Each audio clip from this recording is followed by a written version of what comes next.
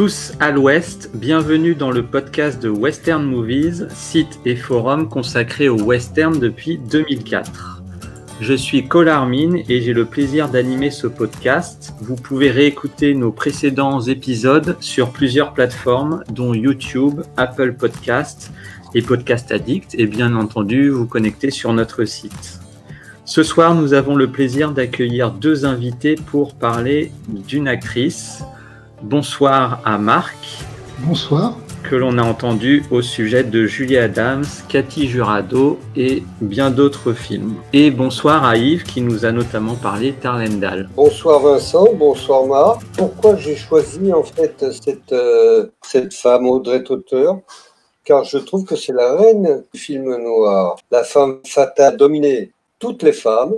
Elle a fait une carrière splendide en film noir sans être vraiment la star immense, mais la femme fatale idéale pour ce film noir. On ne connaît pas trop en fait, carrière oui, mais la vie de cette femme, on ne sait pas trop, il n'y a pas grand-chose sur elle. Mais alors ça débute, vraiment elle a débuté assez rapidement. Elle a fait une carrière merveilleuse de film noir, hein.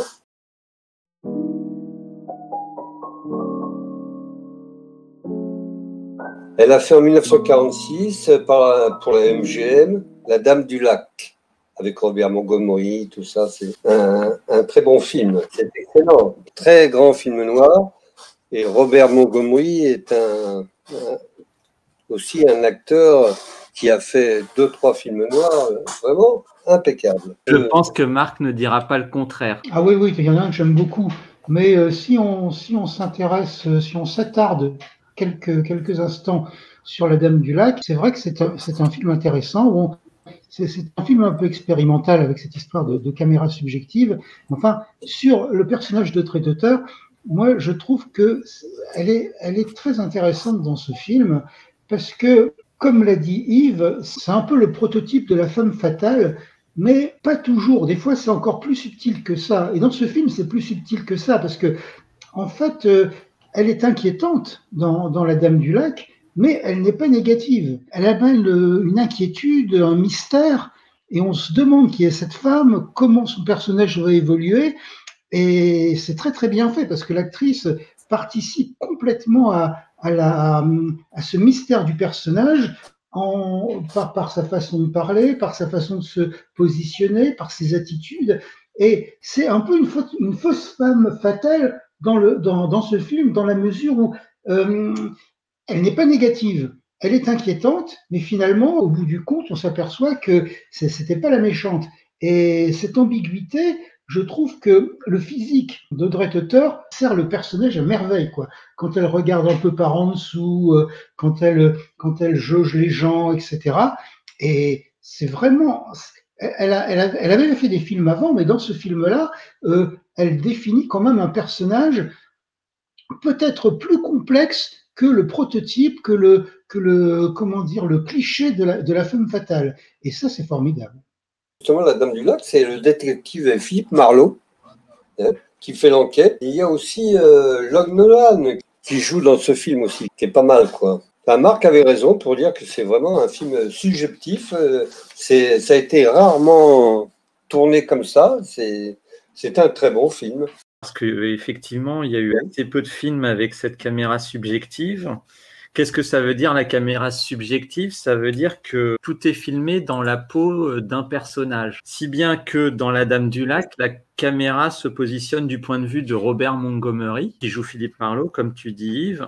Donc par exemple, là sur cette image, on voit par un jeu de miroir, et c'est très très bien fait, on voit Audrey Tauter, grâce au miroir, on voit qu'elle est face à Robert Montgomery. Alors on a dit que c'est un gadget, mais je trouve que le résultat est vraiment très prenant. Et surtout, quand tu disais, Marc, Audrey Tauter, dans son jeu, est très bonne, eh bien, il y a plusieurs plans où elle est face à la caméra, elle nous fixe du regard, on a l'impression d'être en face d'elle, on est vraiment pris dans le film, elle est très expressive, c'est vraiment un régal. Et c'était une difficulté pour les acteurs et pour Audrey Tauter parce que, au lieu de regarder Robert Montgomery ou d'autres personnages, elle devait fixer une caméra. ce qui n'est pas forcément évident. Là, on voit sur cette photo que Lloyd Nolan, il va donner un coup de poing, non pas sur un acteur, mais sur la caméra. Et dans l'histoire du cinéma, je repense aussi à alors ça n'a rien à voir, mais c'est La Conquête de l'Ouest qui a été tournée en cinérama. Et j'avais lu que les acteurs, ils étaient devant d'énormes caméras. Et du coup, ils avaient du mal quand ils avaient des scènes un peu intimistes, parce qu'au lieu de regarder un acteur, donc d'interagir avec l'acteur, ils étaient face à 3 énormes caméras. Et ici, c'est un peu la même chose. Donc là, on voit que Robert Montgomery avait carrément pris la caméra, et sur l'image de droite, c'est assez frappant que il y a plusieurs plans dans le film où là, il est en plongée. C'est vraiment unique. Enfin, unique non, parce que le procédé a été repris dans un très bon polar de Delmer Daves qui s'appelle Les Passagers de la nuit. Et dans le tout premier segment, il y a ce dispositif avec Humphrey Bogart. C'est vrai, ça a été repris par Delmer Daves. Les Passagers de la nuit, c'est pas mené jusqu'au bout, puisque en fait, effectivement, tu as raison de le souligner. On voit quand même le visage de Bogart, mais je crois que c'était carrément au bout de 50 minutes de projection, ce qui est très très long, hein. Effectivement, après on le voit parce qu'il change de visage, il est opéré. On voit ensuite son vrai visage. Par contre, toute la première partie, ça s'apparente effectivement au film de Robert Montgomery.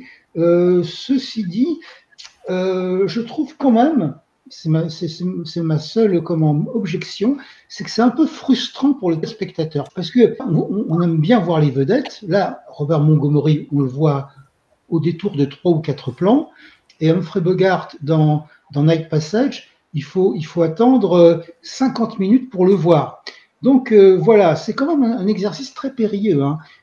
Mais effectivement, les acteurs, pour les acteurs, c'est peut-être une belle façon, même si c'est difficile, de se mettre en valeur et de mettre leur personnage en valeur. Parce que là, ils n'ont personne en face d'eux, et effectivement, ils scrutent le visage, les yeux du spectateur. Et là, on ne peut pas tricher. Et je trouve que ils ont beaucoup de mérite à faire passer leurs émotions, leurs personnages de façon aussi franche, aussi directe. Et effectivement, Audrey Tautou montre un talent très aigu dans cet exercice. Oui, c'est vrai. Effectivement. D'ailleurs, ce film n'a pas eu beaucoup de succès à cause de ça. Ça a surpris quand même les cinéphiles. Et ça n'a pas trop marché. Ça a été compris bien après, quoi. Mais tu sais, en fait, il a repris ce qui se passait dans les romans de Raymond Chandler, puisque c'était écrit à la première personne. C'était je, donc c'est le détective qui raconte. Et ils ont transposé ça de la littérature au cinéma. Alors, il y a des tas de bouquins où c'est je, et c'est à la première personne. Et au cinéma, pour transposer ça, c'est pas facile. Donc, mais en fait, c'était l'idée, c'était de prendre la façon dont c'est raconté dans le roman, hein, puisque Lady of the Lake, c'est un roman célébrissime, et de le transformer au cinéma, enfin de l'adapter au cinéma, et suivant la même technique de narration, c'est-à-dire au jeu se substitue la caméra subjective, et c'est difficile. Le procédé de la caméra subjective, il a été utilisé également, mais sur quelques plans dans pas mal de films, notamment dans les westerns. Il y a 40 tueurs de Samuel Fuller, où à un moment, ce plan, on voit l'actrice du point de vue d'un autre personnage. Et je crois qu'il y a aussi un plan comme ça dans La Ville abandonnée. Mais c'était effectivement utilisé plus comme effet de style, de manière très ponctuelle, plutôt qu'en faire, si on peut dire, un gadget comme dans La Dame du Lac. Enfin bon, La Dame du Lac, ça passe bien. Alors, c'est vrai que c'est un peu déstabilisant à la première vision, mais quand on revoit le film, ça passe beaucoup mieux. Il faut s'y habituer, mais c'est pourtant bien fait. Et encore une fois, c'était quand même risqué, hein, c'était un pari risqué, hein. C'est un MGM, je crois. Et bon, ça a coûté de l'argent, il y avait des grands acteurs, et bon, ils ont pris un risque. Alors, comme dit Yves, le film n'a pas aussi bien marché qu'on pouvait l'espérer, mais il reste quand même dans les annales, hein, du film noir.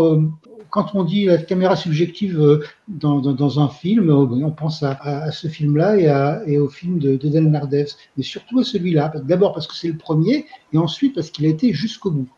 Et c'est vrai que ce film, c'était difficile au départ, il fallait capter tout ça.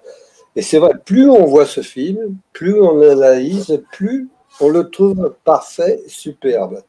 C'est mon cas. Moi, au début, j'aimais pas trop. Hein, et petit à petit, c'est vraiment fantastique. C'est un merveilleux film, en fait. J'ai lu dans une interview d'Audrey Tauter que c'est Robert Montgomery qui lui a accordé le rôle après lui avoir fait passer des tests. Et une anecdote un peu plus malheureuse, elle a failli jouer le rôle féminin des tueurs de Robert Siodmak, mais comme il y a eu du retard sur la production de La Dame du Lac, eh bien c'est Ava Gardner qui a eu le rôle, et puis vous connaissez la suite, elle est devenue une grande star. Ouais, intéressant. Après, il y a eu où elle n'a pas un très grand rôle. On va parler peut-être du facteur sonne toujours deux fois, où elle n'a pas un très grand rôle. Mais déjà, elle commençait un peu à se faire connaître, hein, grâce à La Dame du Lac. C'est surtout Lana Turner.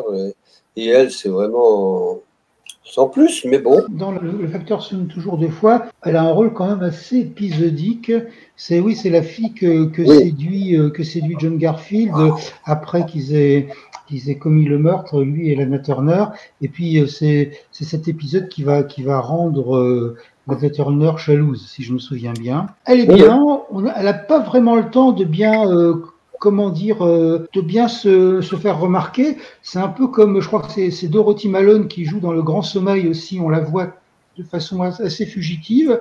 Oui. Bon, là c'est pareil. Alors bon, le rôle est un peu plus développé que celui de Dorothy Malone dans Le Grand Sommeil, mais bon, elle fait bien le travail, mais peut-être qu'une autre actrice avec le même physique aurait fait aussi bien. Elle est très très loin quand même de sa prestation de la Dame du Lac parce qu'elle n'a pas beaucoup, de choses à dire finalement. The Beginning of the End, c'est un film où Audrey Tauter encore une fois, elle n'a pas un grand rôle, mais c'est un film d'homme en fait. Hein. Il y a Beverly Tyler aussi et Audrey Tauter. Alors c'est un film qui est intéressant, qui est pas connu, pas très connu. En fait, c'est un film sur la bombe atomique, sur la création de la bombe atomique. Je dirais même la justification d'avoir créé la bombe atomique. Donc, c'est un film qui a été fait par la MGM, mais avec les supports de gens qui ont créé la bombe atomique. Hein. Oppenheimer a été conseiller sur le film, le général Groves aussi. Et bon, c'est un film assez ambitieux qui a coûté très cher, qui n'a pas marché parce que bon, c'était à la sortie de la guerre, peut-être que les gens en avaient marre, et donc on voit tout un groupe de personnages alors d'abord comment la course à la bombe entre les nazis et les démocraties, ensuite comment les gens se sont agglomérés, les savants, les scientifiques du monde libre se sont réunis pour créer une équipe pour mettre au point la bombe atomique. Donc voilà, c'est ça qui est développé. Alors il y a beaucoup de personnages. Beaucoup d'hommes en fait. Hein. C'est Brian Donlevy qui fait le rôle du général Groves, qui était le représentant militaire de cette opération. Et puis je crois que c'est Hume Cronin qui fait Robert Oppenheimer, donc le gars qui a tout mis au point. Donc voilà, c'est un film qui est intéressant. Hein. Je crois qu'il est sorti en France. Je crois que ça s'appelle Au carrefour du siècle.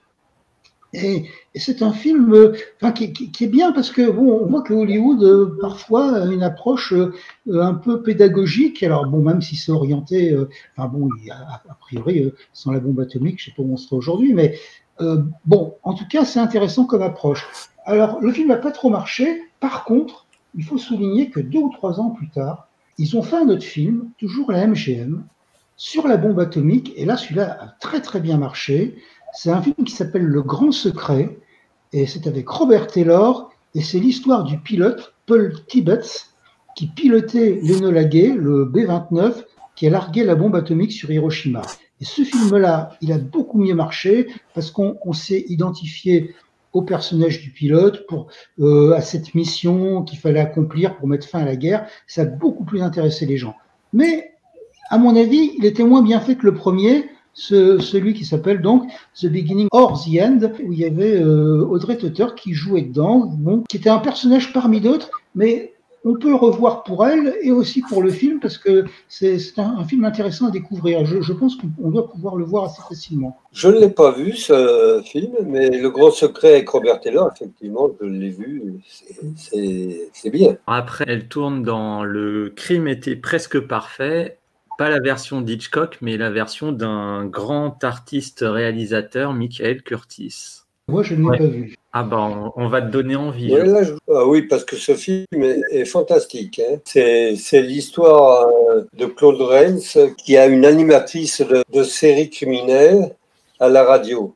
Et elle est retrouvée pendue dans sa propre maison de son patron. En fait, le fiancé de cette femme est flic et suspecte Claude Rains d'avoir maquillé le meurtre en suicide. Et Claude Rains appelle un tueur. Et là, l'histoire, elle est fabuleuse, quoi. C'est un film merveilleux. Beaucoup de suspense. Vraiment un très bon film. Et c'est vrai, ça n'a rien à voir avec Le crime était presque parfait avec Rémi Land, mais très bon.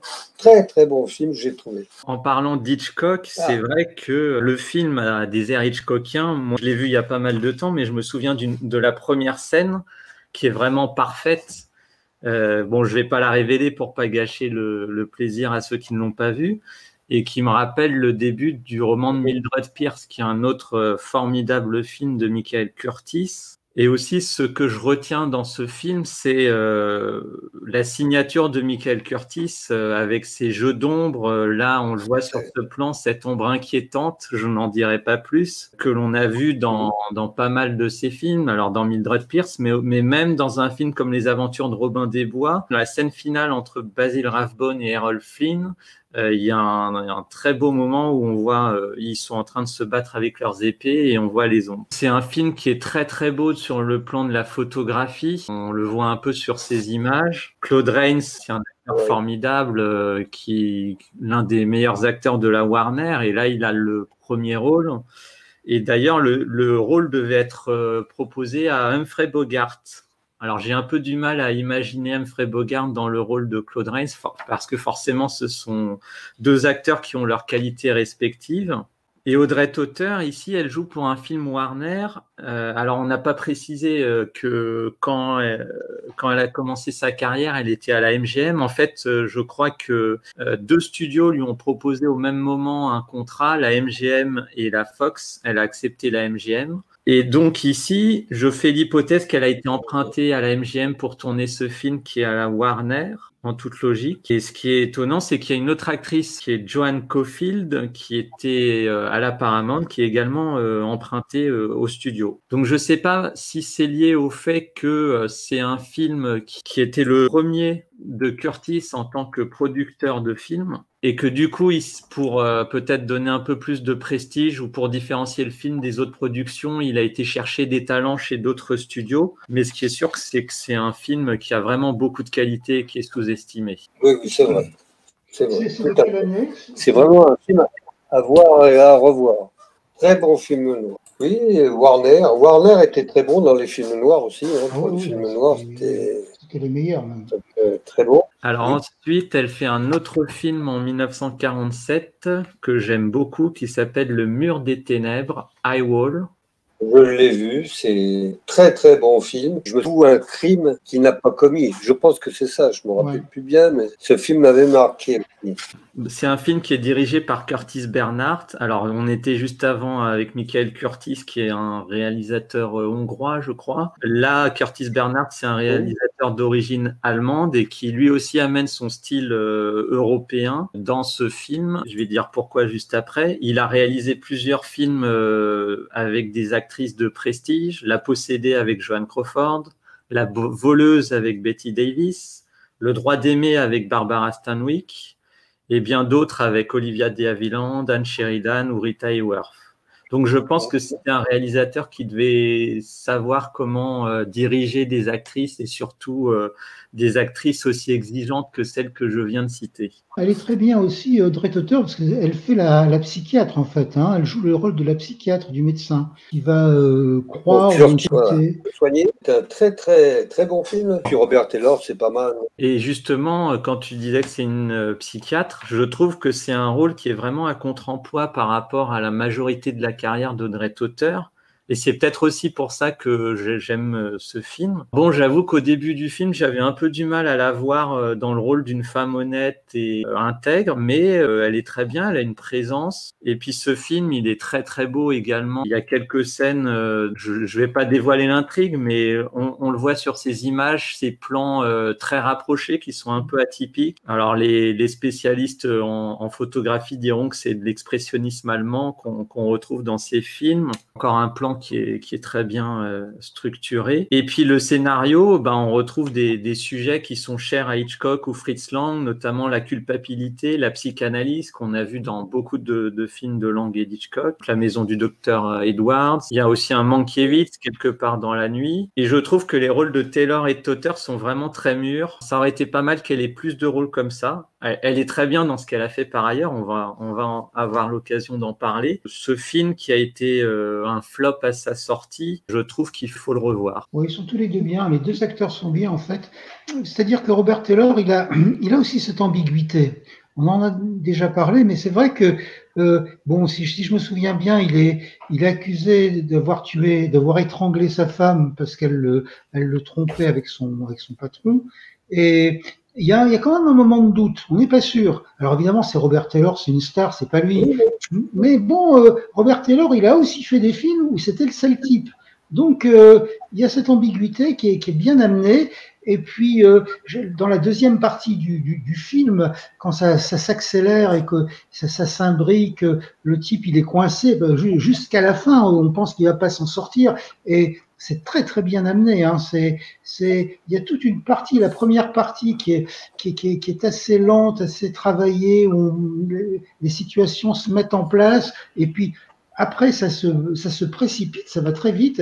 Et bon, c'est aussi la trace d'un grand metteur en scène, hein, et les acteurs suivent. Hein, et c'est très très bien. C'est dommage qu'il ait pas eu du succès parce que on n'en parle presque jamais de ce film, hein, que ce soit dans les bouquins sur le film noir ou même dans les grands rôles de Robert Taylor, il est très rarement cité. C'est vrai. Un film que je n'ai pas vu qui s'appelle The Saxon Charm, où elle retrouve Robert Montgomery. Je l'ai pas vu, non. Moi, je l'ai pas vu non plus. Mais j'ai lu un peu quelques articles dessus. C'est une comédie en fait, et c'est assez réussi d'après ce que j'ai pu lire. Le film est agréable. Hein. Donc, je crois que c'est un film Universal, si je me souviens bien. C'est dirigé par un metteur en scène qui était habitué à faire des comédies. Je crois qu'il avait un nom français d'ailleurs. Hein. Claude Binton, je ne sais pas comment il faut dire, qui avait adapté son propre scénario. Bon, il y a de belles actrices, hein, Suzanne Hayward, Audrey Totter, effectivement. Les types sont pas mal non plus. Donc voilà, je pense que ça doit être un film assez léger. Mais bon, il est assez peu connu et il est, je crois, quand même relativement difficile à voir.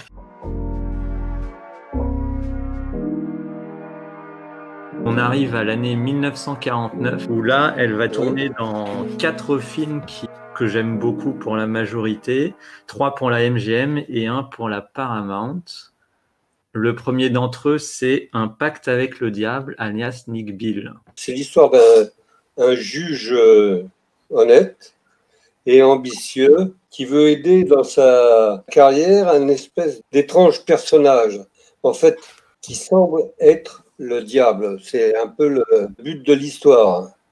C'est assez étrange, c'est particulier. Je ne l'ai pas vu beaucoup, mais je sais que c'est un bon film et je pense que c'est un film Paramount, hein, comme tu as dit, Vincent. Tout à fait. Je l'ai vu il n'y a pas longtemps, hein. Je l'ai vu il y a 2 mois à peu près, revu. C'est quand même c'est plus tordu que ça en fait. C'est le diable qui veut compromettre un homme. C'est un homme de loi qui est honnête, mais bon, qui est ambitieux, comme tu l'as dit, et qui est prêt quand même à faire des petites choses borderline pour réussir. Et en fait, c'est le diable, hein, il n'y a aucun doute là-dessus, hein, Ray Milland, c'est le diable, et il va essayer de corrompre, de compromettre cet homme qui est au départ honnête, mais quand même qui est rendu vulnérable par son ambition, et donc, il est très bien interprété par, je crois que c'est Thomas Mitchell, celui qui fait l'ivrogne dans Stagecoach de John Ford. Ray Milland va essayer de le compromettre, et pour arriver à ses buts, alors il va lui rendre des services, etc. et il va embaucher une femme, détourner, ou plutôt attirer une femme pour le compromettre. Et je trouve que c'est un des rôles les plus intéressants d'Audrey Tauter, parce qu'en fait, elle a 3 rôles. Au début, on voit donc que Rémi Land va chercher cette femme dans les bas-fonds, dans les bas quartiers, dans les tripots, c'est une prostituée vulgaire. Il va en faire, vulgaire et sans scrupules, il va en faire une femme du monde distinguée, sophistiquée, mais toujours sans scrupules, donc 2e rôle. Et 3e rôle, la prise de conscience donc du personnage interprété par Audrey Tauter, qui va avoir des doutes, des regrets, et qui va essayer de revenir en arrière, à ses dépens. Et donc, 3e rôle, prise de conscience, etc. Donc, elle a pratiquement 3 personnages différents. Et bon, c'est pas souvent qu'une actrice peut faire une succession de rôles comme ça, avec un personnage qui évolue de façon aussi marquée. Et effectivement, elle est très bien. Mais là, encore une fois, c'est pas une femme négative. Elle paraît négative au début, mais ses scrupules la rachètent vers la fin du film. Donc, c'est un très beau rôle, un très beau personnage. Sa prestation est excellente. Rémi Land qui est très bon pour ce type de rôle. Je trouve que dans sa carrière, au début, il faisait des comédies, c'était le jeune premier, on va dire, et puis au fil de sa carrière, il a eu des rôles un peu plus ambigus, et là, il est très très bien, il est vraiment très à sa place. Et il faut savoir qu'il a tourné 4 films avec le réalisateur John Farrow, notamment Californie Terre Promise avec Barbara Stanwyck, et surtout 2 films qu'il faut absolument voir. Un western qui s'appelle Terre damnée avec Eddie Lamar, qui se passe à Sedona, je crois, qui est vraiment pas mal, et La Grande Horloge, alors là, un film noir vraiment superbe avec Charles Laughton et Maureen O'Sullivan. Dans ce film, Alias Nick Bill, je dirais c'est presque dommage que ça finisse bien, parce que c'est tellement bien amené par John Farrow, le personnage de Thomas Mitchell, il est complètement coincé, il est complètement englué, et finalement, il ne peut pas s'en sortir. Et bon, c'est un film américain, donc par une pirouette un peu tirée par les cheveux, il s'en sort, mais c'est presque dommage sur le plan de la structure du film. Je suis sûr que Fritz Lang aurait réalisé ce film, il s'en sortait pas, Thomas Mitchell. Il était écrasé parce que c'est la force du destin qui écrase des gens. Bon, là c'est fini bien.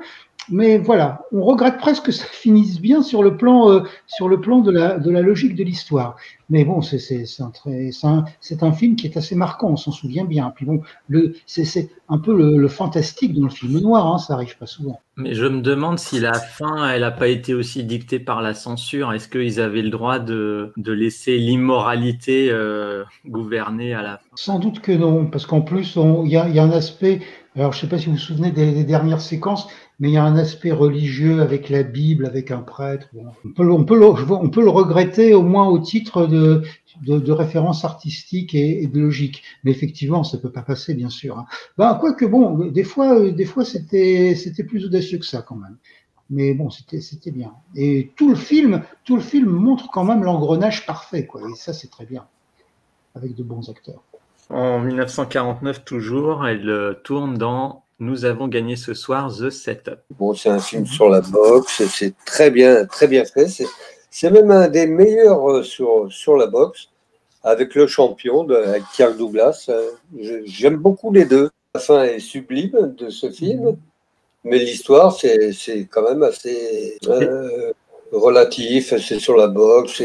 Bon, il y a la pègre, il y a... Écoutez, moi, je vais essayer de vous dire pourquoi je pense que c'est le plus grand film sur la boxe que j'ai vu. Parce que c'est une histoire simple. Alors, certains peuvent dire simpliste, mais en fait, non. C'est une histoire simple et c'était pas évident à faire. Parce que avant de parler du film et de la prestation d'Audrey Tauter et de Robert Ryan, il faut savoir que ce qui a été adapté, le récit qui a été adapté, c'est très différent du roman. C'est un poème en fait. Hein, c'est un écrivain qui s'appelle Joseph Moncure March qui a fait un poème qui dure 200 pages. Il n'a pas été traduit en français, mais il pourrait être traduit assez facilement parce qu'il y a des livres où il y a un seul mot. Et donc voilà, et ça raconte l'histoire d'un boxeur noir, c'est très important, qui est pas du tout le personnage de Robert Ryan, c'est un type louche, un type bigame qui sort de prison, qui est un lourd passif. Et en fait, bon, bah, c'est un peu après la même approche, hein, parce que c'est l'histoire d'une rédemption. Et en fait, Robert Wise et Art Cohn qui ont travaillé le texte d'origine ont changé, forcément. Enfin, forcément. Alors déjà, bon, c'est le personnage noir est devenu un blanc. Alors bon, ça a été après critiqué, mais bon, il y avait pas quand même de stars, de grandes stars de couleur, de noir qui étaient à l'époque, sur laquelle on pouvait carrément baser le film. Donc, ils ont changé le personnage, ils ont donné la dimension d'un boxeur de seconde catégorie. L'histoire, on la connaît, hein, c'est un boxeur donc de seconde zone qu'on embauche pour un match de boxe et qui doit se coucher parce que c'est son adversaire qui doit gagner. Et donc, par respect envers lui-même, envers sa femme, et puis par besoin aussi de faire quelque chose de bien, il va pas se coucher, il va battre son adversaire. Mais en fait, les mafieux qui avaient prévu que l'autre gagne vont le punir très, très cruellement en lui brisant les mains pour qu'il puisse plus boxer. Donc bon, c'est très dramatique, mais bon, il faut savoir que c'est un film aussi qui est tourné en temps réel, hein, c'est-à-dire ça dure 1 heure, c'est 1 heure, l'action se passe sur 1 heure. Ça commence avant le match de boxe et ça finit après le match de boxe. Le film, on pourrait en parler des heures, il est très sobre, il est très dépouillé, il y a peu de décors, c'est toujours le ring et les environs du ring. Et puis, il y a toute une galerie de personnages qui tournent autour. Robert Ryan, je crois que à mon avis, c'est le rôle de sa vie, hein. C'est une des plus grandes performances d'acteurs américains, quel que soit l'acteur. Il est époustouflant. Il y a peut-être un autre film où il est de ce niveau et encore, c'est le film de Peter Ustinov, Billy Budd, où il fait le quartier maître qui torture un peu les matelots, notamment Terence Stamp. C'était l'adaptation du roman de Herman Melville. Enfin bon, il est extraordinaire dans The Setup. Il a une humanité, une épaisseur, une densité. Enfin bon, pour moi, c'est peut-être l'exemple le plus parfait d'un acteur avec un personnage. On va parler encore une fois de Ford. C'est un peu l'équivalent de ce que John Wayne a fait avec le rôle d'Ethan Edwards dans The Searchers. Une adéquation extraordinaire. Alors là-dedans, Audrey Totter, elle fait la femme de Robert Ryan. Elle joue le rôle de la femme de Robert Ryan. Et c'est pas facile. Parce qu'en fait, il fallait prendre une femme, parce que c'est une femme ordinaire, c'est un personnage ordinaire. Alors, on ne pouvait pas prendre une actrice ordinaire pour jouer quelqu'un d'ordinaire, parce que le personnage ne serait pas ressorti. On ne pouvait pas trouver une actrice un peu sophistiquée ou qui sorte trop, parce que au bout du compte, non, hein, le personnage, c'est pas ça. Et Audrey Totter, qui a joué quand même des femmes fatales, des femmes du monde, etc., dans ce rôle-là, elle est exceptionnelle. Parce qu'elle arrive à jouer cette femme je vais dire femme du peuple, enfin bon, femme ordinaire, qui va nous faire ressentir tout ce que peut ressentir une femme qui est dans sa situation. Avec un mari qui veut se racheter, mais qui va courir en grand danger, qui aura peut-être sa vie sacrifiée. Enfin, elle fait passer tout ça. Et c'est assez rare parce que justement, elle porte aussi le poids du film, hein. On se souvient de Robert Ryan, mais on se souvient d'Audrey Totter parce que justement, elle s'approprie toute une partie de la destinée de ce couple. Elle le fait très très bien. Donc voilà, c'est assez bien vu. Alors aussi, il faut savoir que Robert Ryan, il avait fait de la boxe, hein. Je crois qu'à l'université, il avait été champion. Alors je crois que c'était les mi-lourds. Bon, enfin, il avait été champion universitaire de boxe. Et puis bon, les combats sont tout à fait crédibles, hein. quand on voit, alors je ne veux pas dénigrer les autres films sur la boxe, parce que bon, il y en a eu de bons, hein, c'est clair. Le Champion, bon, c'est un héros antipathique, mais le film est bien fait. Et puis, bon, Kirk Douglas, on l'aime ou on l'aime pas, mais il a, il a, il est très représentatif. Et même ceux qui ont été faits après, hein, pour monter jusqu'à Rocky, ils ont tous un intérêt. Mais celui-là, il est dans sa simplicité, dans son dépouillement, il est tellement beau que je trouve qu'il a encore un cran au-dessus des autres. Je suis bien d'accord avec toi. Après, j'aime bien le Champion de Kirk Douglas, mais je préfère celui-là. Robert Ryan fait plus humain. Il fait vraiment. C'est l'homme. Il porte une humanité chez lui, là. C'est vrai. Et c'est vrai aussi pour Audrey Tauteur, qui d'habitude fait une femme fatale. Elle fait la femme là, ordinaire, mais qui apprécie son homme, qui fait tout pour lui. Elle a un rôle complètement différent que d'habitude. Oui. C'est autre chose. C'est un très beau film. Et sur la boxe, tu as certainement raison. Pour moi, c'est le meilleur. Hein. Vincent, il n'a rien dit, peut-être qu'il n'aime pas du tout le film. Ouais.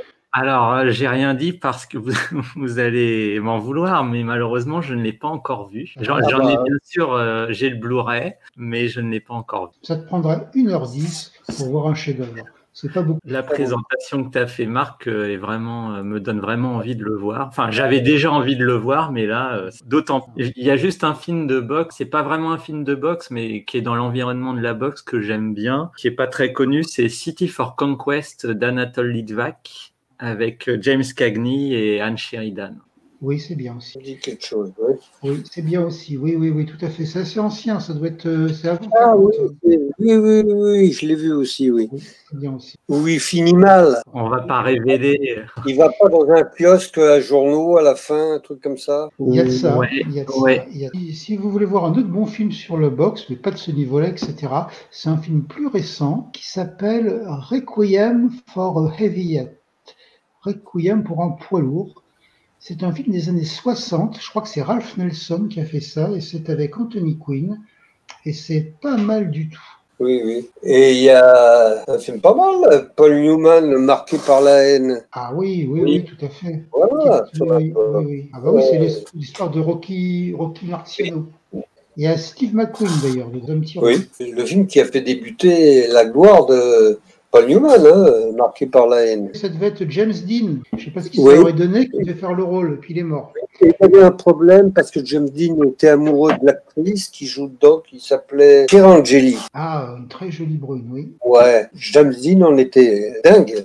C'est bizarre, mais comme ça. Après, elle tourne dans Any Number Can Play avec Clark Gable et Alexis Smith. Ah oui, ça. Oui. Personnellement, le film m'a beaucoup déçu et Audrey Tauteur a un rôle vraiment minime. Je l'ai pas vu. Ah, moi non. Je l'ai pas vu, mais bon, ça m'attire pas. J'aime bien Alexis Smith, mais là dans le film c'est pareil, elle a pas grand-chose à faire. J'ai été attiré aussi par la présence de Barry Sullivan et Edgar Buchanan, mais au final, je trouve que le film est un petit peu long. Et il tire pas vraiment profit de son casting qui est quand même pas mal du tout. Ouais. Je vois même Wardell Corey qui est pas mal aussi.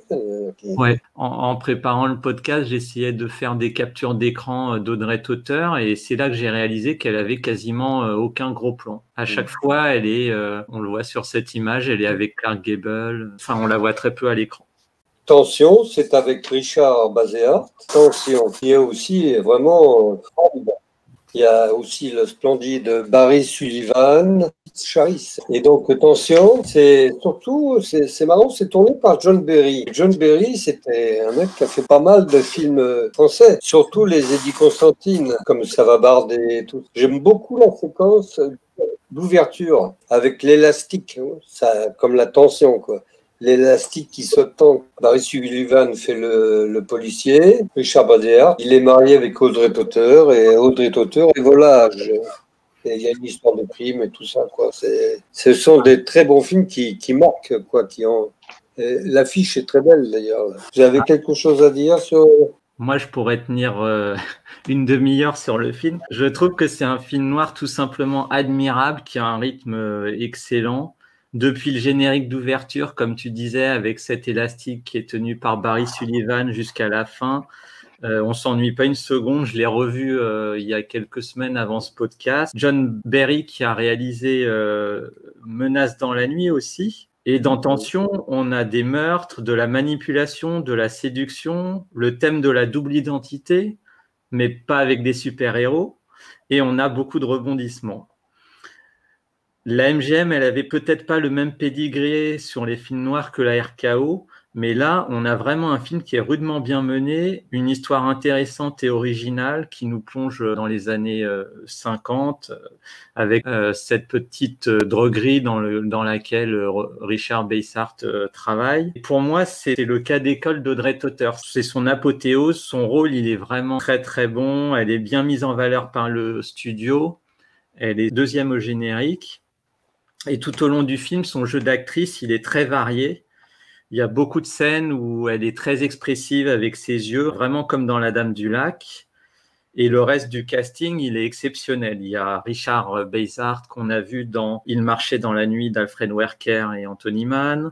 Il y a Barry Sullivan qui est un acteur qui est formidable, qu'on a vu dans Les Ensorcelés, dans The Gangster, Texas Lady, 40 tueurs, Dragon Wells Massacre. Les 7 chemins du couchant avec Eddie Murphy, Willy Boy, il est excellent dans le rôle. Et il y a un autre argument de taille pour aller voir ce film, c'est Sid Charisse. Et donc évidemment, vous vous en doutez, c'était un peu la discussion du podcast sur Cathy Jurado. On a cette opposition entre Sid Charisse, qui est un peu l'équivalent de la Julie Adams dans le film, un personnage élégant, idyllique, idéaliste, et elle est évidemment très à l'aise dans le rôle alors qu'elle était surtout dans des comédies musicales. Donc une opposition entre Sid Charisse et Audrey Totter qui est peut-être un peu caricaturale, mais Sid Charisse, elle a fait un autre film noir que j'aime beaucoup mais qui est en couleur pour le coup, c'est Traquenard.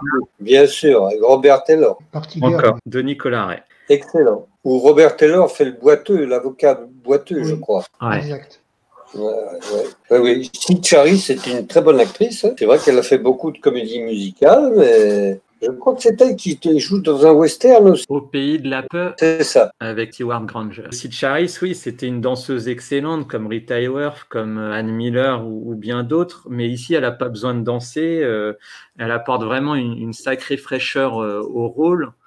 Et vraiment, je vous incite à voir le film ou à le revoir pour cette. Je veux pas trop en révéler pour pas gâcher la surprise, mais il y a beaucoup de qualité dans ce film. C'est vrai. Et il y a aussi William Conrad qui a un rôle un petit peu plus limité, mais qui est toujours très bon. Pour moi, Tension, c'est vraiment la quintessence d'Audrey Totter dans le film noir. Je suis un peu d'accord avec ça. C'est vrai que Tension m'a beaucoup plu. Je vais le regarder à nouveau, quoi. Je ne l'ai pas vu. J'ai encore de bonnes choses à découvrir. Non, ou alors je l'ai vu il y a longtemps et je m'en souviens plus trop. Donc j'étais pas assez, pas assez affûté pour l'apprécier. Mais je le reverrai volontiers. J'espère que je t'aurai convaincu alors. Ça me fait deux, hein. Je vais partir avec ma liste. Hein. Ça en fait déjà deux. Le crime était presque parfait et puis Tension. Oui, voilà. Ces deux-là sont excellents. Je trouve que c'est pratiquement les meilleurs. Le crime était presque parfait. Tension, c'est vraiment du costaud. Bon, après, il y a très bien, peut-être, c'est top comme tu aimes, Marc. Donc, 1949, c'est une année où il y a quand même 4 productions importantes dans 3 studios différents. D'ailleurs, j'ai dit 3 à la MGM, mais non, il y en a 2 à la MGM, 1 à la RKO et 1 à la Paramount.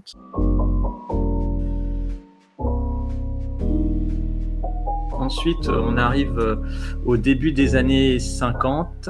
Elle a été libérée de son contrat avec la MGM et du coup, elle a été engagée dans des productions un peu plus indépendantes, ce qui va donner une carrière un petit peu plus aléatoire sur les films. Il y en aura des très bons, il y en aura des moins bons. Thunder the Gun avec Richard Comte. Je ne connais pas. Je n'ai pas vu. Pas du tout. Je ne le connais pas non plus. Alors ça, c'est une trouvaille, parce que c'est rare de voir un western dont on n'a jamais entendu parler. C'est pas un western, c'est plutôt un drame. Ah, ok. Oui, on dirait un western, mais effectivement, ce n'est pas un. On voit des prisonniers, oui. Et il y a John McIntyre, parce que c'est une production Universal, dirigée par Ted Teslaf. Ah, Teslaf, ok, ouais. Il a fait des bons films. Elle fait ensuite un film qui s'appelle FBI Girl, que je n'ai pas vu non plus.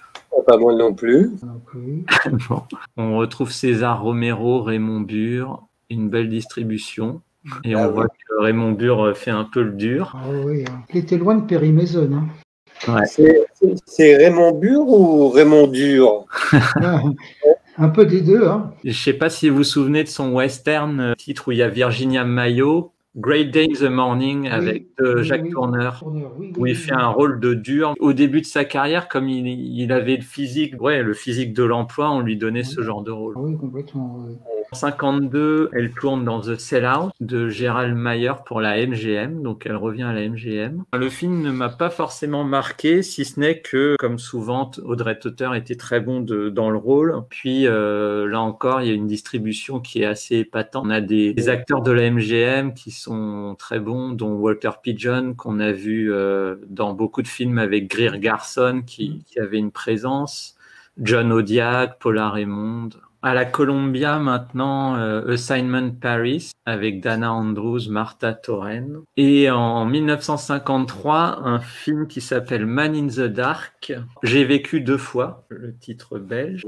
Très bonne réputation. Hein. Je l'ai vu et j'ai quelques mots à dire parce que c'est un film, alors qui est connu parce que c'est le premier film en 3D qui a été produit par une major, la Columbia. Il faut savoir que le premier film en 3D, c'était Buana Devil en 1952 à l'United Artists avec Robert Stack. Et en fait, la Columbia a produit ce film en se dépêchant pour être les premiers. Et ils ont battu la Warner de quelques jours, je crois 2 jours, avant la sortie de House of Wax, dont on a parlé dans un précédent podcast. J'ai eu la chance de le voir en 3D parce qu'il y a un Blu-ray américain. Elle est très très bonne parce que on était au tout début. Encore une fois, on va dire que c'est gadget, mais là, il y a une scène avec une opération au début du film où ça marche très bien. Il y a une grande profondeur de champ. Alors le film, il est souvent rabaissé.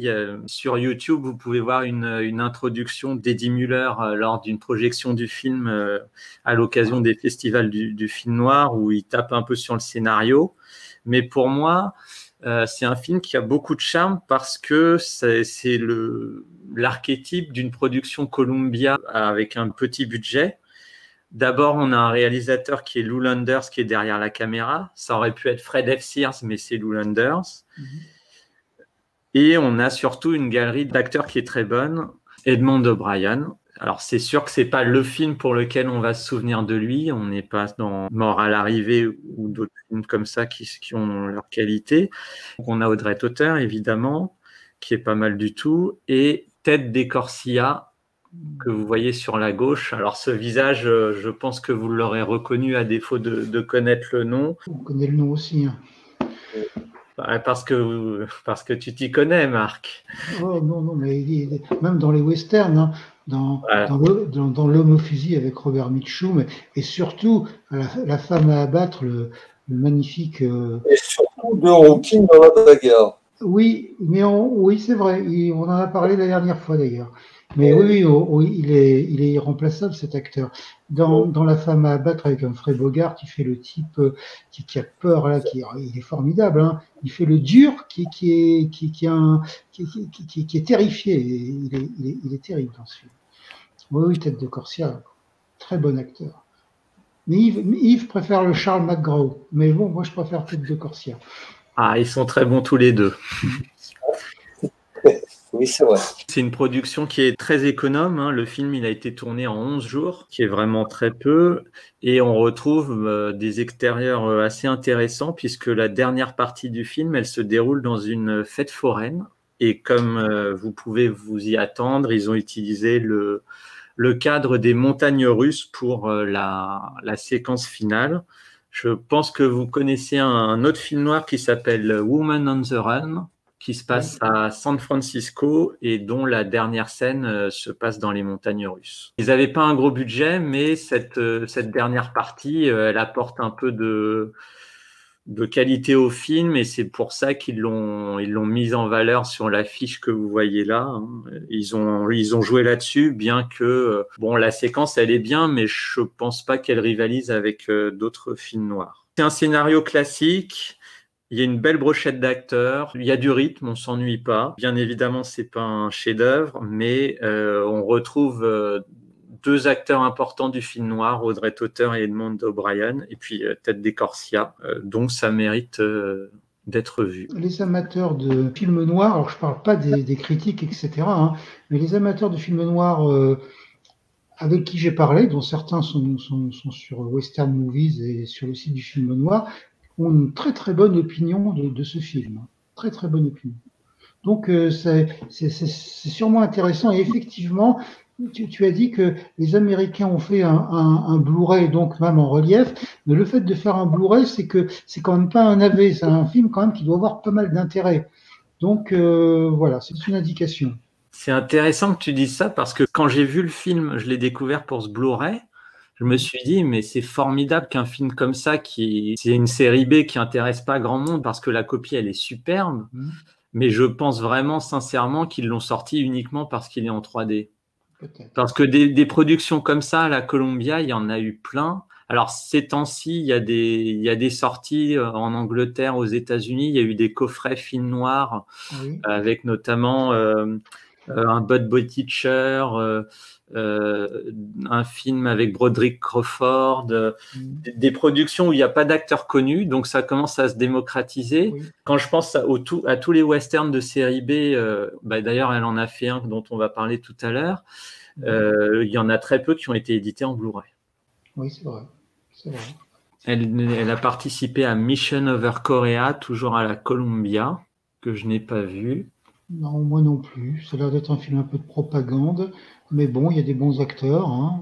Audiac, Derek, Tauter, Maureen O'Sullivan. Qui est le réalisateur? C'est Fred Sears. Ouais. Ah oui.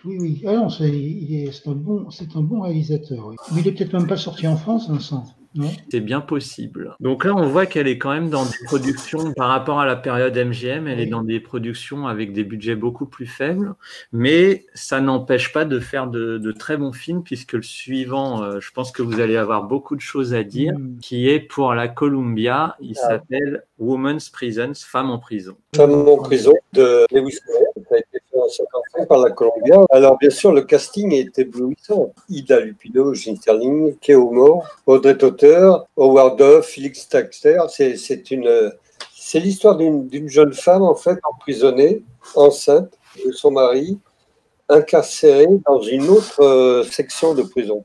Elle meurt sous le signe interrogatoire de la directrice qui est Ida Lupino. C'est un film fantastique. Le sujet déjà est costaud et c'est vraiment un bon film. C'est pas vraiment un film noir, c'est on va dire un film dramatique et Ida Lupino est grandiose. Et les autres actrices aussi. J'adore Cleo Moore, qui a fait des bons films noirs. C'est l'histoire, en fait, après avoir tué un enfant, au cours d'un accident de la route, Hélène, c'est Phyllis Taxter, là, qui intègre en même temps que Mae, qui est Cleo Moore, en fait, habituée des lieux de la prison. Hein. Et c'est une jeune femme emprisonnée, enceinte de son mari, qui est incarcérée dans une autre section. Elle meurt à la fin sous la sadique interrogatoire de la directrice Ida Lupino. C'était sujet très, très costaud. Et je trouve que c'était un bon film pour tout le casting, pour toutes ces femmes que je parlais. De Gene Sterling, Cleo Moore, Audrey Tauter. C'est vraiment agréable de voir toutes ces femmes. La photo est magnifique, là, que je vois. C'est un film particulier. Et Ida Lupino est une femme très intéressante qui fait de la mise en scène, qui fait de l'actrice. Il faut la voir dans La femme aux cigarettes. C'est une merveille, quoi. Avec Cornel Wilde et un Richard Widmark particulier. C'est vraiment un excellent film noir aussi, ça. En gros, c'est un très bon film. C'est un drame. C'est pas un film noir, c'est le truc de prison. Mais ça m'a plu. Je ne connaissais pas le film avant que vous m'en parliez pour ce podcast. Du coup, je l'ai vu ce week-end. Oui. Alors effectivement, j'ai pas été déçu. Je trouve que c'est un film vraiment poignant et sombre sur le sujet des prisons. Et c'est un thème qu'on a vu dans d'autres films du cinéma américain. Le plus connu, enfin l'un des plus connus étant Les Démons de la Liberté, produit par Mark Ellinger et dirigé par Jules Dassin. Dans le film en question, c'était Hume Cronyn qui jouait le directeur de la prison. Il n'est pas directeur, Hume Cronyn, dans Brute Force. Je crois que c'est le gardien-chef. D'ailleurs, il manipule le directeur. Mais bon, c'est le gardien-chef qui fait tout, quoi. C'est comme Ida Lupino, d'ailleurs, dans Woman's Prison. Voilà, donc effectivement, Ida Lupino reprend le même genre de rôle. La grande originalité, et c'est ce qui fait le charme de ces films moins connus de la Columbia, parce qu'il y a d'autres pépites de ce genre, c'est que ils ont axé le film sur des femmes, ce qui est pas courant, mais je pourrais citer après quelques films dans le même genre. La vision naïve qu'on voit dans le film, parce que les prisonnières, elles sont quand même dépeintes comme étant innocentes, oui, gentilles et tout. Bon, c'est moyennement crédible, mais c'est vraiment une perle comme on en trouve dans le catalogue du studio. Yves a mentionné cette belle brochette d'actrices. Je pourrais mentionner aussi Mae Clarke, qui a eu son heure de gloire dans les années 30 et qu'on voit dans un petit rôle. Oui. Juanita Moore dans ce film, qui est une actrice afro-américaine. Vous devez vous souvenir d'elle dans Mirage de la vie aux côtés de Lana Turner de Douglas Sirk. Et puis, il y a deux acteurs masculins qui sont des habitués de ce genre de production. Alors, sans doute à la Columbia. C'est Warren Stevens qu'on voit sur la droite. Il a fait pas mal de westerns. Et Barry Kelly, que l'on voit sur la gauche. Et lui aussi, je crois, a fait pas mal de westerns, sans doute dans des Randolph Scott. Audrey Tauter, elle a un rôle vraiment essentiel dans l'intrigue. Elle est 4e au générique, mais j'aurais tendance à dire que son rôle est plus intéressant et plus important que Cléomore, qu'on voit en 3e position. Sûr, il y a Ida Lupino qui était mariée à la ville avec Howard Duff. Alors, leurs scènes entre elles sont d'autant plus intéressantes à voir, puisqu'il y a quand même une belle opposition entre les deux acteurs. Et d'ailleurs, ils ont fait beaucoup de films ensemble. L'Araignée, La 5e victime de Fritz Lang, Ici Brigade criminelle de Don Siegel, et même un épisode du Virginien, le 25e de la saison 1. Je présume que Lupino, mais j'ai pas trouvé de confirmation, que Lupino, elle avait dû être attirée par le rôle, qu'elle était à un stade de sa carrière où elle était quand même assez connue, elle devenait un peu plus indépendante. Elle n'était pas sous contrat à la Columbia à l'époque. Elle tournait des films vraiment très engagés, comme c'est le cas de celui-ci, notamment Bigamy avec Joanne Fontaine et Edmond O'Brien. Donc, je pense vraiment qu'elle a fait le film pour dénoncer ce que le film représente. Et c'était typiquement le genre de film qu'elle faisait dans les années 50. Et c'est d'ailleurs étonnant qu'elle n'ait pas eu une place plus importante sur le film. Là encore, je présume qu'elle est arrivée en cours de projet, mais je l'aurais bien vue comme réalisatrice ou un autre rôle créatif. Oui, ce qu'elle était dans The Bigamist, hein. Elle était réalisatrice. Voilà. Oui, il faut préciser quand même qu'elle est quand même très traumatisante, hein, la séquence de la torture de la femme enceinte par Ida Lupino. Moi, je me souviens que ça m'avait beaucoup choqué. C'était audacieux, c'était violent. Et en plus, le fait que ce soit des femmes, ça décuple. Hein. On parlait tout à l'heure de Brute Force de Jules Dassin, où on voit justement Hume Cronyn qui torture un prisonnier. Enfin bon, c'est méchant effectivement, mais bon, c'est des hommes, ça fait pas la même chose.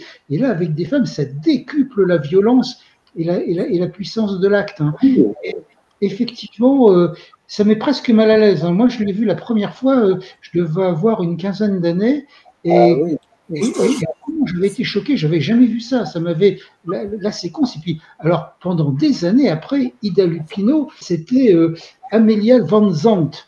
Elle s'appelle comme ça dans le film. Je me souviens de son nom encore. Pour vous dire combien ça m'a marqué. Elle était terrifiante, quoi. Quand je voyais des films avec cette actrice, je me référais tout le temps à ce rôle, d'ailleurs à tort, puisqu'elle a fait des tas de choses différentes. Hein. Quand on pense que c'était la jeune fille innocente dans High Sierra, avec Humphrey Bogart, et là, de voir une femme qui est aussi forte, mais c'est un peu le mal absolu. Hein.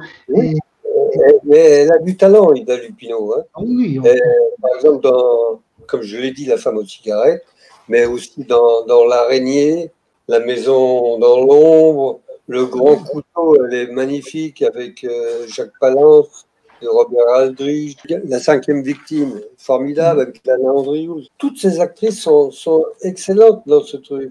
Cléo Moore, c'est pareil, c'est une femme, il faut l'avoir vue, quoi. Elle joue déjà que Edmond O'Brien dans 711 Océan Drive, que j'ai adoré, ce film noir. On la voit dans Le Roi du Tabac. La potence, c'est pour demain, c'est dramatique, ce film. Je ne sais pas si vous avez vu.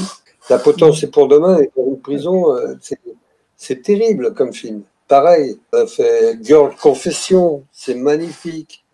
Là, on la voit bien, là, au milieu, je la vois bien. C'est vachement bien, quoi. Et puis, elle a fait Overexposed, où elle fait une photographe elle a fait vraiment des très, très bons films. Toutes ces actrices, elles sont bien.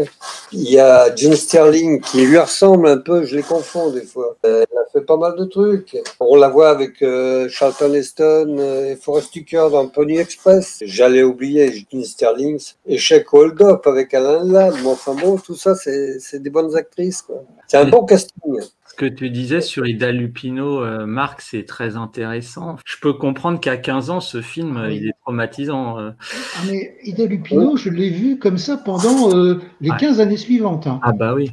Parce que c'est la première fois que je l'ai remarqué dans un film et je pensais tout le temps, après, comme dit Yves, hein, elle a tourné beaucoup de films et avec des personnages différents, mais c'est marquant, la voir dans ce rôle, c'est marquant. Hein. C'est comme les gamins, moi le premier, la sorcière de Blanche-Neige, ça m'a traumatisé. Eh ben, Ida Lupino, c'est ma deuxième sorcière. Elle m'avait traumatisé de la même façon. Hein. C'est pas pareil quand même. Hein. C'est pas pareil, oui, tout à fait. Non, mais c'est pour montrer l'impact d'un rôle et d'une image. Hein. Il y a une différence entre la carrière d'Ida Lupino et celle d'Audrey Tauter, c'est que donc Audrey Tauter, dès 1946, elle a ce rôle dans La Dame du Lac qui est un petit peu ambigu, et puis les autres vont suivre. Alors que Ida Lupino, la tendance, c'est qu'elle a commencé dans des films Warner où, je vais pas dire elle jouait la potiche, mais presque. Je pense à film Le Vaisseau fantôme qui est adapté du roman de Jack London, je crois. Oui, tout à fait. T. Robinson, je crois. Ouais, entre ce genre de films et les films qu'elle a eu dans les années 50 où là on sentait qu'elle choisissait ses rôles et ce rôle-là qui est vraiment épatant, il y a une sacrée évolution et je pense qu'elle devait être heureuse d'enfin avoir des rôles comme ça. Quand tu disais c'est le diable, je comprends le film comme la désignant comme une victime du système carcéral où elle est sous la responsabilité d'un directeur qui lui impose de trouver la méthode pour passer d'une prison à l'autre. Et à la fin du film, bon, que je ne vais pas révéler, mais à la fin du film, son personnage, il est dans un état qui est assez grave. Elle n'est pas totalement blanche ou noire, je pense. C'est vrai, mais je veux dire, la puissance de la séquence où elle est de sadisme et de ce qu'elle montre, moi, c'est ce que vraiment j'avais retenu. Alors, effectivement, après, quand tu as du recul, quand tu as vu le film, quand tu as une certaine maturité, etc., tu comprends tout ça. Mais quand tu le vois assez jeune, tu étais quand même frappé par la violence du personnage. Hein. C'est assez fort. Hein. Donc, effectivement. En plus, je te dirais, si je me souviens bien, je l'avais vu en anglais, non sous-titré. Donc, je comprenais pas l'anglais aussi bien que maintenant et j'avais surtout été marqué par les images et par la force des séquences. Mais oui, c'était fort. Dernier point sur le film, il a été écrit par Crane Wilber et produit par Brian Foy. Ces deux hommes-là, ils étaient à l'œuvre sur L'homme au masque de cire, puis Chasse aux gangs, deux films d'André de Toth.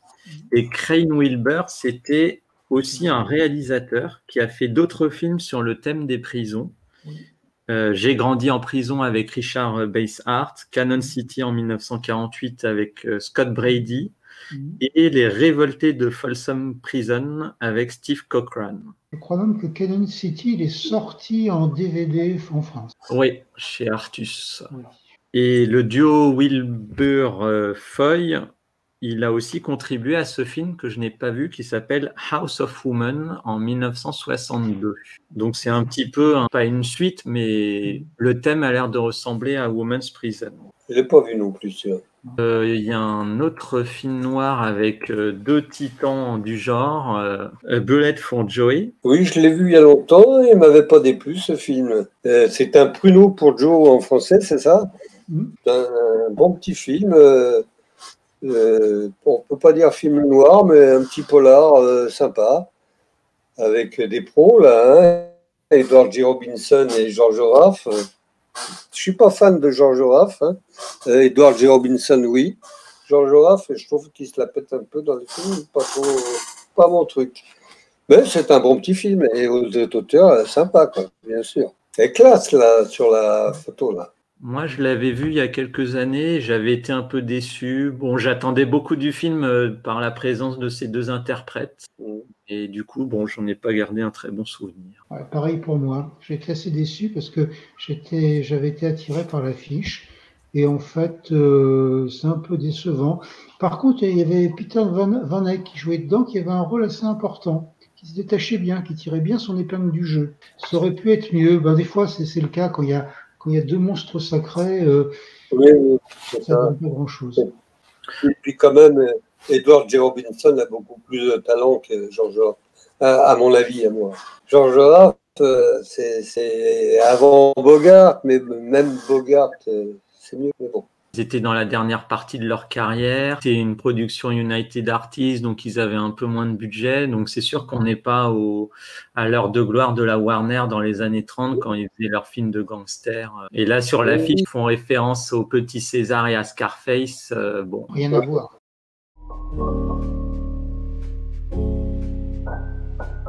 Alors, on a parlé beaucoup de films noirs, de drames, de polars, mais Audrey Tauter a quand même participé à quelques westerns, pas beaucoup. Son premier western s'appelle La femme qui faillit être lynchée. Bon, La femme qui faillit être lynchée, c'est pas mal, mais pas non plus un de mes westerns préférés. Et de loin, je préfère son deuxième, Courage indien. Je pourrais en parler des heures parce que j'aime beaucoup ce film, mais je pense qu'il mériterait un podcast à part entière, donc je vais rester très simple. Ouais. On parlait de Women's Prison, qui est un film de prison avec des femmes. Là, on est sur un équivalent pour le western, ou un film qui est centré sur deux actrices importantes, bien qu'elles soient troisième et quatrième au générique.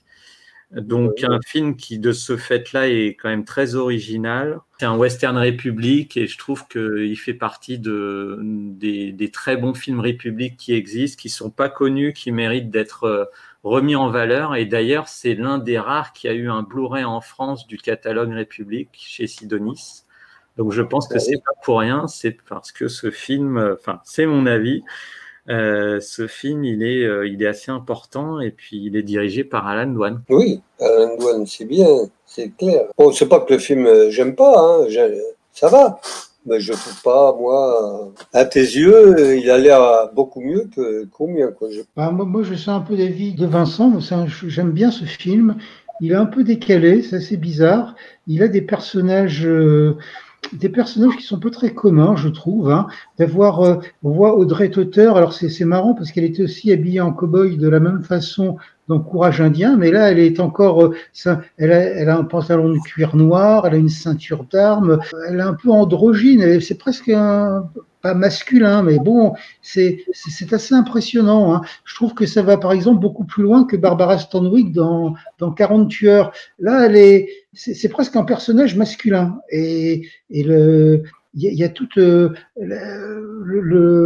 costume, les postures, tout ça, c'est assez troublant d'ailleurs, mais c'est vraiment décalé et je trouve que c'est un film qui sort de l'ordinaire.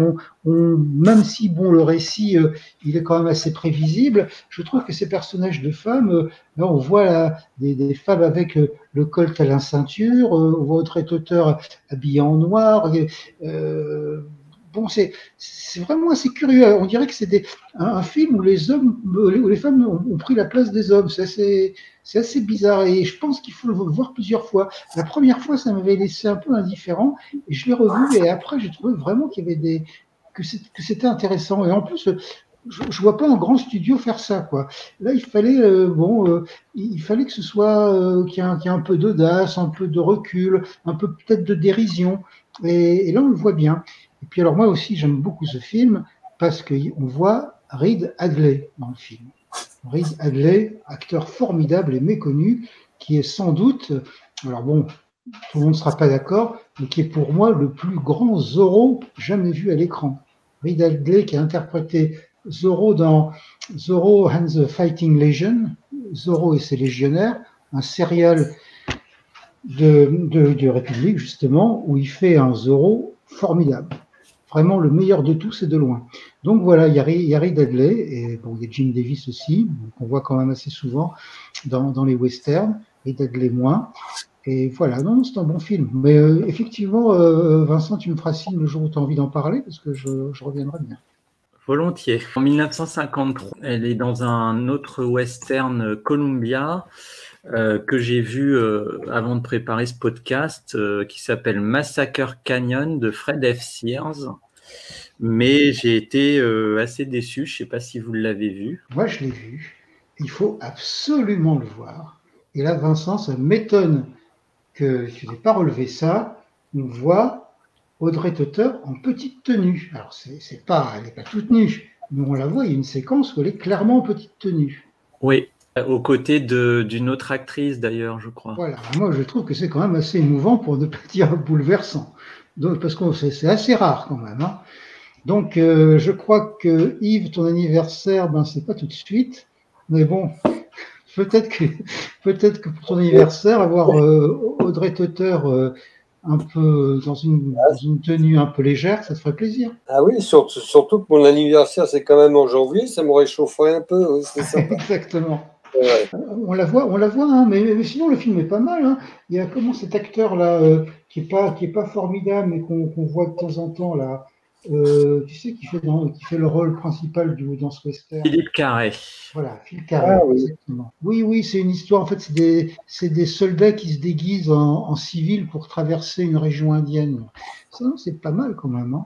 Enfin bon, c'est pas un grand film, mais c'est bien. Et puis voilà. Et puis Audrey Tauter en tenue légère, ça vaut le détour. Ok. Je m'ennuyais un peu durant le film et je m'amusais à regarder un peu la façon dont c'était filmé et ils ont utilisé énormément de stock shots, oui. Évidemment. Et on voit assez bien, il y a une scène de diligence, on a quelques stock shots et puis on a 2-3 gros plans. Et je crois que sur les gros plans, il y a peut-être un personnage, alors que sur les stock shots, il y en a 2 qui dirigent la diligence. Ils avaient tellement peu d'argent pour faire ce film. Je ne sais pas si tu te souviens de la séquence finale, là, quand les Indiens attaquent dans la caverne et il y a la dynamite qui explose. On voit 3 figurants, beaucoup de fumée. Enfin bref, c'est un peu fauché. Ouais. Alors, courage à André, il y a une superbe distribution. Hein. On voit des Jim Davis, Lee Van Cleef, Jesse Varell, Forrest Tucker, et ça va faire plaisir. Au début du film, ça va faire plaisir à l'Impie. On voit Maurice Harper qui est Hank Warden, le fameux Maurice Harper dans Searchers. Et on le voit au début du film en indien, dans une petite charrette.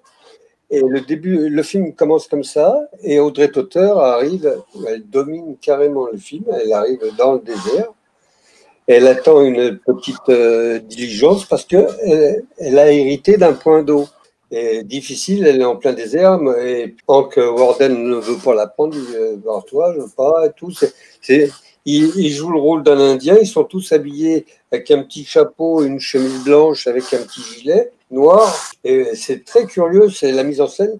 Et Audrey Tauter domine carrément tout le film, elle est tout le temps en vedette tout le long du film. Et donc elle rencontre comme ça l'Indien Scott Brady, donc elle se méfie, tout, mais elle est vraiment impitoyable, très forte, elle est sûre d'elle. Et lui, il est excellent, c'est le héros, et il lui propose de l'emmener à la cité où il y a Forrest Tucker qui est le maître de la cité, de la ville, et ne veut pas du tout qu'elle s'intéresse à son héritage, parce que le point d'eau, c'est pour eux, ça les arrange, pas de signature, tout ça. Et l'histoire tourne autour de ça. Il y a une séquence formidable au départ pour enfoncer une porte, j'avais jamais vu ça au cinéma. Ils prennent un cheval et avec le cul du cheval, ils enfoncent la porte. J'avais jamais vu, c'est génial. Et il y a plein de trucs comme ça. Ils se servent bien sûr des Navajos, il y a les Apaches, c'est les méchants, Les Navarros sont les gentils. Et il y a une fille Navarro qui fait sorte de boniche, quoi. Donc Audrey Totter la protège. Et le cow-boy, lui, il l'appelle. Ce sont des perdrix. Et la perdrix, tu viens là c'est vraiment, il y a plein de trucs dans ce film éblouissants. Et les paysages sont très sympas. Et le film est excellent. Et vraiment, Audrey Totter est la grande vedette. Et bon, le final est pas mal non plus. Il y a le chef indien qui normalement ne craint pas les balles, ne craint rien du tout, il est immortel et tout ça. Il y a donc Jim Davis. Il lui tire dessus, bien sûr, le grand chef tombe et notre ami Scott Brady, il prend sa place et il est touché aussi. Il tombe, ça c'est un peu la fin. C'est vraiment un excellent film, j'ai adoré.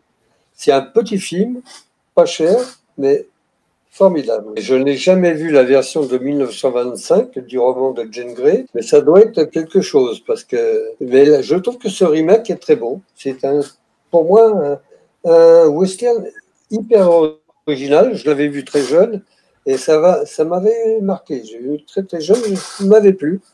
Et je l'ai revu il n'y a pas longtemps, grâce à Marc. Très intéressant. Je l'ai vu, mais j'en ai pas gardé un très bon souvenir. Et là, tout ce que tu dis, Yves, me donne vraiment envie de le revoir pour le réapprécier. Vraiment, ça la change. Ça n'a rien à voir avec ses rôles de film noir. Mais ouais. Elle est identique. Elle est vraiment le centre du film. Hein.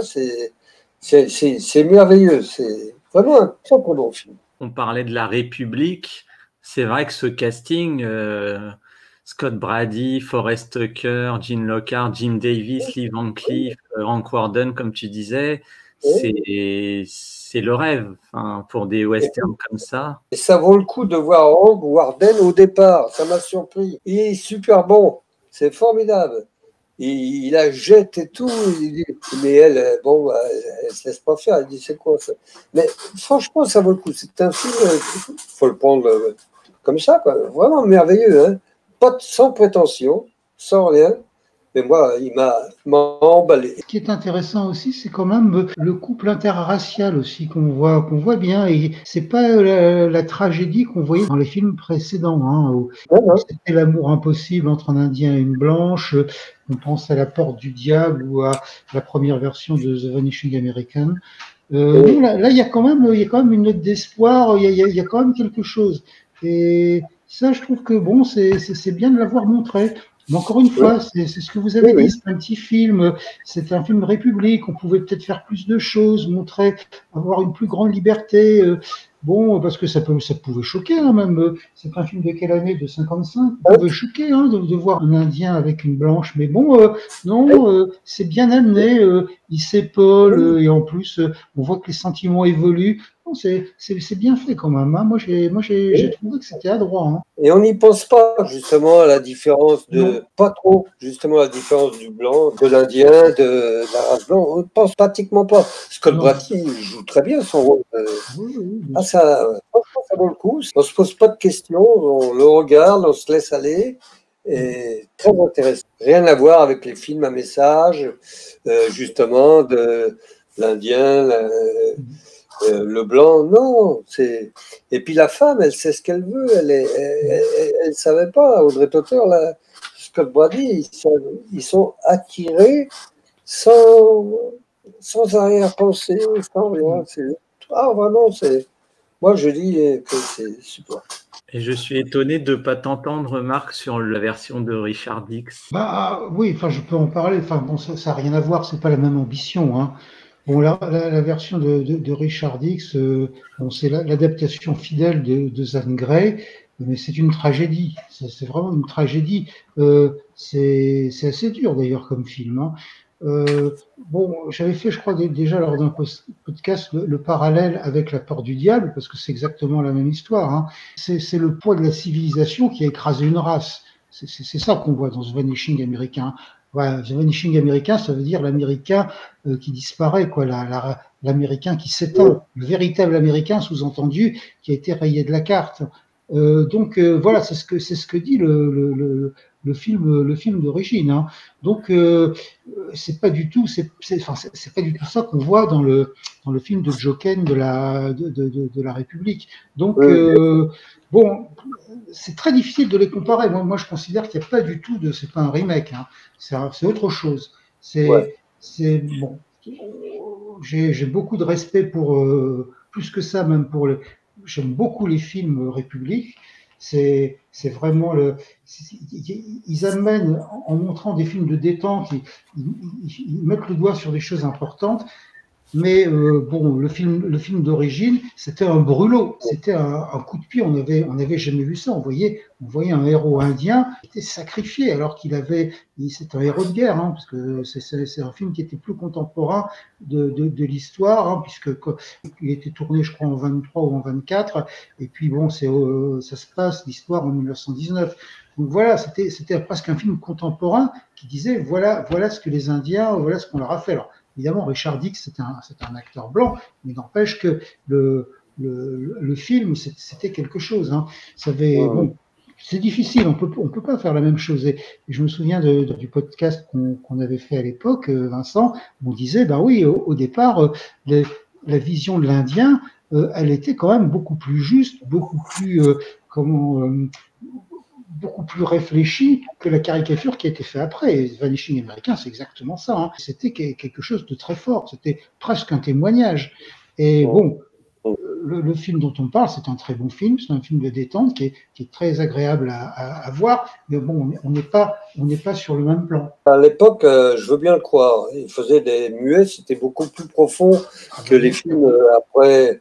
Je suis d'accord. Je comprends bien que c'est le film préféré de Lou. Avec, qu'on a parlé l'autre jour, oui. Aussi, mon film préféré de Buck John. Ça, je me souviens du titre, c'est Lazybone. C'est pas vraiment un western, c'est un film merveilleux. J'en profite pour en parler, puisqu'elle m'avait fait cadeau de ce DVD. Et vraiment, c'est là qu'on se rend compte que c'est parlant, c'est clair, je comprends ce que tu dis. Justement, ce film Vanishing American, c'est beaucoup plus puissant que l'autre. C'est pas un remake, c'est vrai, parce que l'autre, c'est un bon film, voilà. C'est à voir, mais on ne sent pas de profondeur. Tous les deux sont des films intéressants. Je veux dire, l'un n'exclut pas l'autre. Les deux ont leur place. Absolument. Elle a tourné en 1958 un western qui s'appelle Man Organ, que je n'ai pas vu. Bah, t'as rien raté. Bah, vous pouvez le voir, hein, toutes les expériences sont bonnes à faire. Hein. Mais bon... Enfin, la plupart. Mais bon, là, franchement, c'est pas terrible. Alors bon, déjà, Macdonald Carré, c'est pas un acteur très charismatique. Là, il a un rôle assez creux. Et vraiment, le film est pas fameux du tout. On peut s'en passer. Hein. Maintenant, pour passer un moment, pourquoi pas. Mais moi, j'aime pas être sévère avec les films, donc je vais m'arrêter là. Il n'y a même pas le charme d'un vieux western des années 50, quoi. Non. Il y a même de la violence, hein. Curieusement, il y a des scènes, il y a un peu de violence gratuite, ça paraît un peu bizarre. Un acteur que moi j'apprécie pas, mais ça, bon, ça peut se discuter. Non. Puis le metteur en scène, Ganaway, je crois que c'est quand même pas un cadre du western.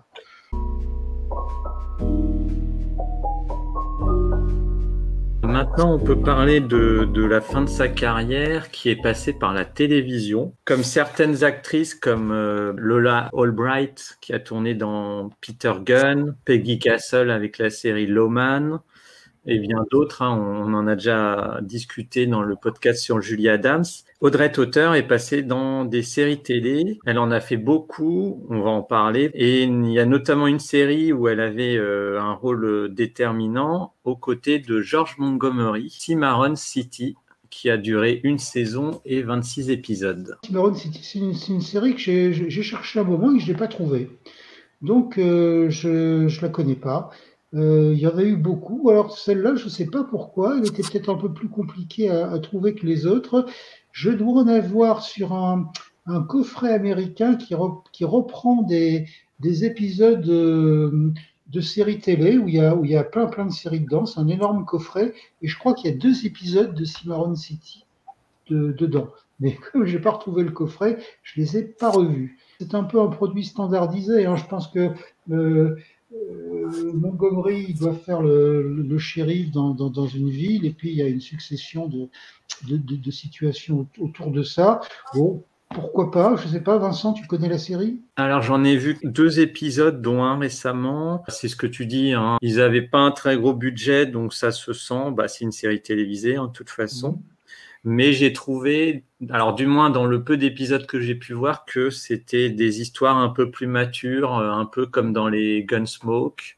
Et c'est vrai que là, bah, Audrey Tauter, elle est à un stade de sa carrière où elle fait des rôles qui ont un peu plus de consistance. Elle est bien. En termes de série télé, elle a fait Cheyenne, Le Virginien, La Grande Caravane, Away on High, Route 66, Rawhide, et aussi 2 épisodes d'Alfred Hitchcock présente. J'ai découvert celui-ci, là, Madame Mystery, dans la saison 5, où elle joue une star de cinéma. Je ne vais pas vous raconter l'histoire parce que ça vous ferait perdre tout l'intérêt de l'épisode qui, naturellement, a une chute qui vaut son pesant d'or. Mais c'est vraiment pas mal. Elle a une coupe de cheveux très différente du reste de sa carrière. Ça, c'est sûr, on dirait une ado. Enfin, la coupe de cheveux. Ouais.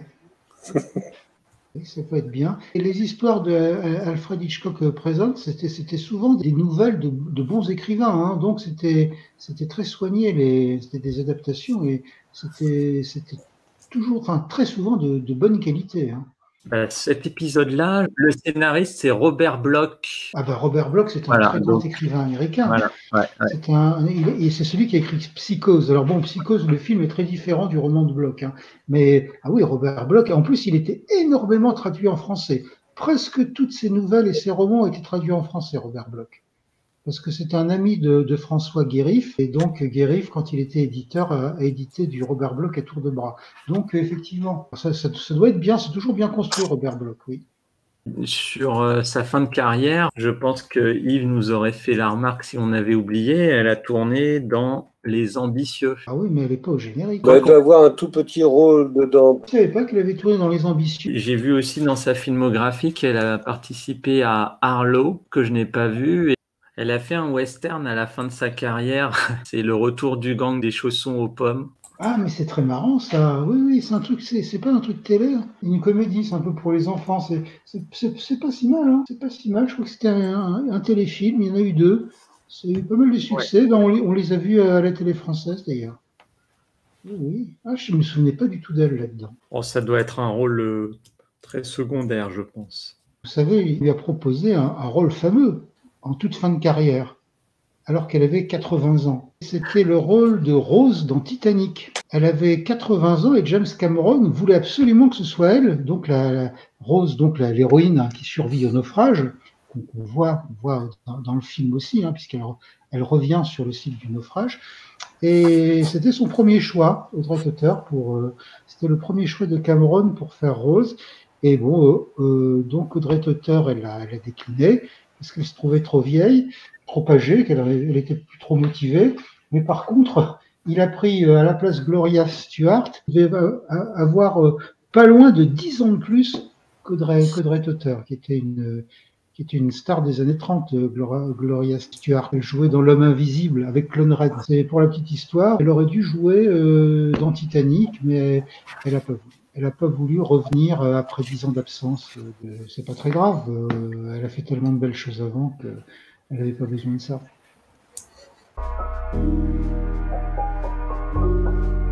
Audrey Tauter, elle a marqué le film noir. Pas parce qu'elle a fait des grands films, elle en a fait, c'est clair. Hein, Nous avons gagné ce soir, La Dame du Lac, c'est un grand film noir. Mais surtout, elle en a tourné plusieurs qui étaient très bons, qui étaient très emblématiques. Et c'est cette fidélité à ce type de film qui nous font nous rappeler d'elle. Et ces westerns, ils sont bien aussi dans la mesure où ils sont moins intéressants que les films noirs, mais c'est quand même un complément, c'est un complément de carrière. En fait, elle me rappelle une autre actrice, Audrey Tauter, qui a un peu le même profil de carrière, c'est Mary Windsor. Mary Windsor, elle était différente, hein.